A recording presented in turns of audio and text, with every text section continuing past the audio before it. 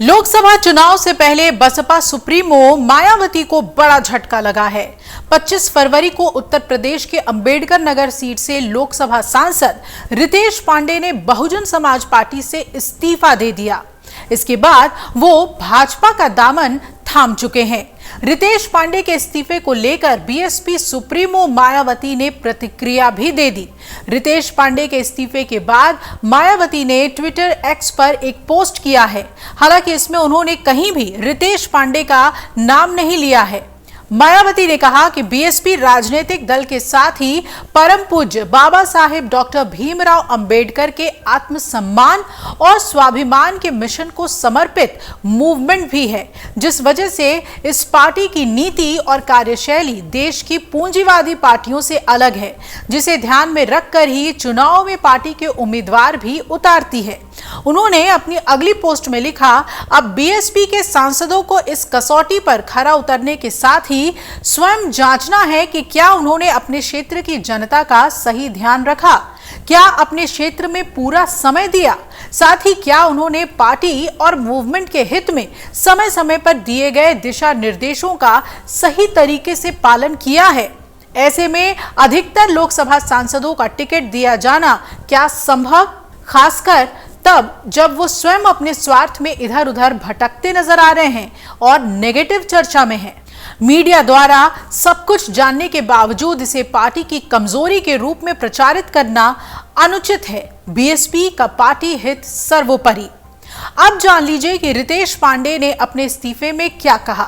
मायावती को भेजे अपने इस्तीफे में रितेश पांडे ने लिखा, जब मैंने बसपा ज्वाइन की तो आपका मार्गदर्शन मिला और पार्टी पदाधिकारियों और कार्यकर्ताओं ने हर संभव सहयोग दिया। पार्टी ने मुझे यूपी विधानसभा और लोकसभा में प्रतिनिधित्व करने का मौका दिया और संसदीय दल के नेता के रूप में भी कार्य करने का अवसर दिया। इस विश्वास के लिए मैं आपके, पार्टी के और पार्टी कार्यकर्ताओं और समर्थकों के प्रति हृदय की गहराइयों से आभार प्रकट करता हूं। लेटर में उन्होंने आगे लिखा कि लंबे समय से मुझे ना तो पार्टी की बैठकों में बुलाया जा रहा था और ना ही नेतृत्व के स्तर पर संवाद किया जा रहा था। मैंने आपसे और शीर्ष पदाधिकारियों से संपर्क करने के लिए भेंट करने के अनगिनत प्रयास किए, लेकिन कोई हल नहीं निकला। इस दौरान मैं अपने क्षेत्र में लोगों से, अपने पार्टी कार्यकर्ताओं से लगातार मिलता रहा। मैं इस निष्कर्ष पर पहुंचा हूं कि पार्टी को मेरी सेवा और उपस्थिति की अब कोई जरूरत ही नहीं है, इसलिए मेरे पास पार्टी से इस्तीफा देने के अलावा कोई विकल्प नहीं। पार्टी से नाता तोड़ने का फैसला भावनात्मक रूप से कठिन फैसला है। आपसे आग्रह है कि मेरे इस त्यागपत्र को अविलंब स्वीकार किया जाए। मैं आपके और पार्टी के प्रति पुनः आभार व्यक्त करता हूं और शुभकामनाएं देता हूं। हालांकि अब आपको बता दें कि हाल ही में रितेश पांडे ने प्रधानमंत्री नरेंद्र मोदी के साथ संसद की कैंटीन में लंच किया था। उनके इस्तीफे से बीएसपी को लोकसभा चुनाव से पहले बड़ा झटका लगा है। पांडे ने मायावती को चिट्ठी लिखकर कहा है कि उन्होंने पार्टी में हो रही अपनी उपेक्षा की वजह से पार्टी छोड़ने का फैसला किया है।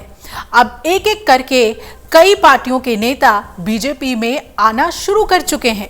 बसपा से रितेश पांडे का बीजेपी में आना चुनाव में क्या रंग लेकर आता है, ये देखना दिलचस्प होगा।